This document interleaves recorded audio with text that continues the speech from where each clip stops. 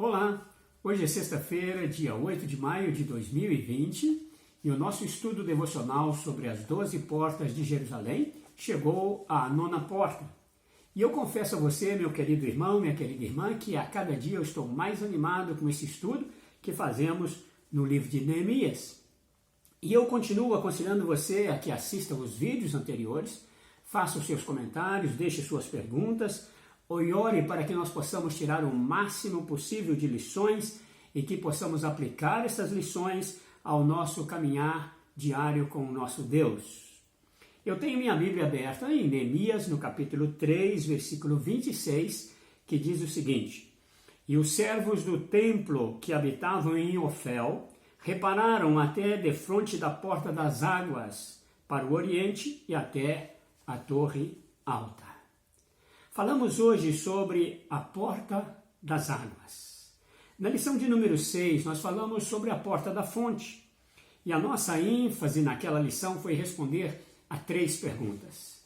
E as perguntas eram estas: quem é, espiritualmente falando, a água da fonte? A segunda, como receber a provisão da fonte? E a terceira, como usufruir da fonte de água viva e compartilhá-la com outras pessoas? Ou seja, nós falamos sobre Jesus, ou falamos de Jesus como sendo a fonte da água viva e que nós devemos ter sede dele, devemos recebê-lo como Senhor e Salvador e no poder do Espírito Santo usufruir da comunhão com Cristo, da comunhão com Deus e compartilhá-lo com outras pessoas. Nesta lição, hoje o tema é a edificação da porta das águas.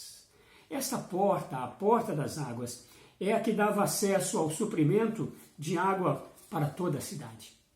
Enquanto a porta da fonte fala sobre a origem da água, sobre Jesus, a porta das águas fala da palavra de Deus e do agir do Espírito Santo em nós e através de nós. As águas serviam naquele tempo basicamente a 2 objetivos. O primeiro, o suprimento para o povo, e, em segundo lugar, a limpeza. Jesus, como a água viva, ele é o nosso completo suprimento nesses 2 sentidos. Ele sacia nossa alma e ele nos purifica. O fluir das águas é símbolo da palavra e Jesus mesmo, conversando com seus discípulos, certa vez, ele declara o seguinte: vós estáis limpos pelas palavras que vos tenho falado. Além disso, quando nós nos voltamos para o livro de Neemias, uma vez mais, e olhamos o capítulo 8, versículos 1 a 3, e depois do 8 ao 10, nós vemos um texto relatando a leitura da palavra de Deus, bem em frente exatamente a esta porta, a porta das águas. Vamos ver o que diz esse texto. Diz assim: em chegando o 7º mês, e estando os filhos de Israel nas suas cidades, todo o povo se ajuntou como um só homem na praça, diante da porta das águas, e disseram a Esdras, o escriba, que trouxesse o livro da lei de Moisés, que o Senhor tinha prescrito a Israel.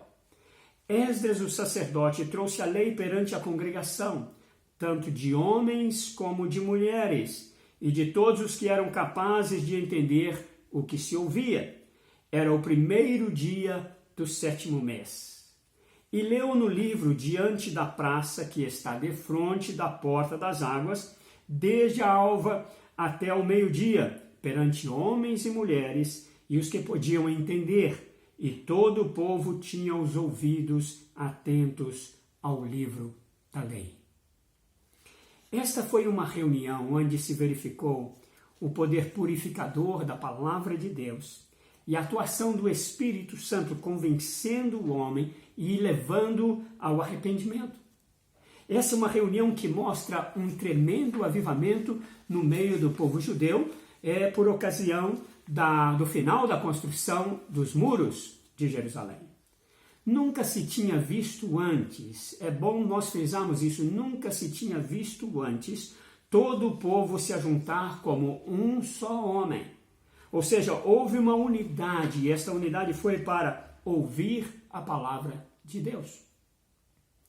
Algo que salta aos nossos olhos e que é tanto os homens como mulheres, tanto homens como mulheres, diz o texto. Na cultura judaica, os homens iam às reuniões, eles recebiam as instruções e voltavam para passar essas instruções às mulheres. Mas desta feita foi diferente. As mulheres também compareceram, elas também estiveram lá presentes juntamente com eles, e não somente elas, porque diz o texto que todo aquele que podia entender o que estava ouvindo estava naquela reunião, ou seja, é possível que crianças aí com cerca de 8 anos, talvez, dessa idade para cima, pudessem também estar ali atentos à leitura da palavra de Deus. Nunca se houve, ou nunca tinha visto antes, uma reunião onde houve um período tão grande de leitura e de atenção à palavra. Diz que desde a alva até o meio-dia eles ficaram ali atentos à palavra de Deus. Também, como qualidade de concentração, não se vê em lugar nenhum uma reunião como esta, porque todo o povo, diz aqui o texto, tinha os ouvidos atentos ao livro da lei. Não há dúvida de que esta foi uma reunião em que se demonstrou o poder da palavra e também do agir do Espírito Santo naquelas pessoas. Mas não foi só isso que aconteceu. Quando continuamos a ler, nós vemos do versículo 8 ao versículo 10 o seguinte: leram no livro, na lei de Deus, claramente dando explicações de maneira que entendessem o que se lia. Neemias, que era o governador, e Esdras, o sacerdote e escriba, e os levitas que ensinavam todo o povo, lhe disseram: este dia é consagrado ao Senhor vosso Deus, pelo que não pranteeis, nem choreis, porque todo o povo chorava ouvindo as palavras da lei. Disse-lhe mais: ide, comei carnes gordas, tomai bebidas doces, e enviai porções aos que não têm nada preparado para si, porque este dia é consagrado ao nosso Senhor. Portanto, não vos entristeçais, porque a alegria do Senhor é a vossa força. Naquela reunião, houve leitura e ensinamento da palavra de Deus. O texto diz claramente, dando explicações de maneira que se entendessem o que se lia. Que coisa maravilhosa vermos a palavra do Senhor sendo tratada como deve ser. A Bíblia não é como um jornal que você lê e joga para lá e é uma informação que amanhã já passou, já é velha. A Bíblia é um livro que você deve debruçar-se sobre ele. Você deve estudar, você deve entender o que está dizendo. E se você não entende, você deve pesquisar, deve perguntar, deve se interessar. Assim o texto diz que claramente liam, dando explicações de maneira que entendessem o que se lia. Também nós vemos aqui que houve um quebrantamento entre o povo. O povo se quebrantou diante do Senhor, porque todo o povo chorava ouvindo as palavras da lei. Ao ler a Bíblia, nós somos tocados pelo Senhor. A Bíblia fechada é como qualquer outro livro. Não adianta você deixar a sua Bíblia aberta num salmo, para quem sabe proteger a casa ou alguma coisa, usá-la como um amuleto. Você precisa abrir a palavra, você precisa ler a palavra, você precisa dar atenção à palavra, querer saber o que ela quer de fato dizer. E quando você faz isso, é impossível não ser quebrantado por ela. A Bíblia diz que todo o povo chorava ouvindo as palavras da lei. Aquela reunião também foi uma reunião num dia consagrado ao Senhor. Esse dia é consagrado ao nosso Senhor. Como isso chama a nossa atenção? Nós separamos dias especiais para um monte de coisa. Separamos dia especial para irmos a tal lugar e fazemos uma festa. E nós então nos comprometemos, nos organizamos, arrumamos todas as coisas, ficamos prontinhos, porque consagramos esse tempo de forma especial a um propósito. E aqui está um texto onde a palavra do Senhor e a atuação do Espírito Santo de Deus estavam assim muito claros, muito evidentes. Está um dia que havia sido consagrado ao Senhor. Também nós vemos que o coração de Deus foi alegrado com aquilo que aconteceu. Aqui diz que o povo estava pranteando, estava chorando, eles estavam sendo convencidos pelo Espírito Santo do seu pecado, do seu desvio da lei do Senhor, do como eles se desviaram do propósito, do plano, do projeto de Deus para a vida deles. E então eles estavam pranteando, eles estavam chorando naquele dia. E então os sacerdotes e também aqui a direção do povo chegou para eles e disse assim, olha, vão embora para casa. Vão ter comunhão. Prepare alguma coisa para quem não tem nada. Compartilhe isso. Leve isso a outras pessoas. Fale do que aconteceu. Dê àquela pessoa que não tem preparado para si aquilo que ela necessita. Quem sabe compartilhe isso que aconteceu, que está acontecendo aqui nesta hora. E então eles completam dizendo assim, porque a alegria do Senhor é a vossa força. Não diz que a alegria do povo era a força do povo, mas a alegria do Senhor é a vossa força. O Senhor havia se alegrado com o povo. O Senhor havia se alegrado com a leitura, com a aplicação da palavra, com o mover do Espírito no meio daquele povo. No capítulo 7, ou seja, o capítulo anterior ao que nós estamos falando, Neemias, o relato de Neemias diz o seguinte, que eles tinham terminado a construção dos muros, e isso aconteceu em 52 dias. Foi um milagre estupendo. 52 dias eles reconstruíram os muros de Jerusalém, as portas, e eles deixaram a cidade prontinha. E eles tinham acabado em 52 dias e tinham assentados as portas, estabelecidos os porteiros, os cantores e os levitas. Portanto, meus irmãos, ao ler e compreender a palavra ali no capítulo 8, o Espírito Santo teve vez e voz no meio do seu povo para trazer um avivamento. E foi uma realidade indiscutível.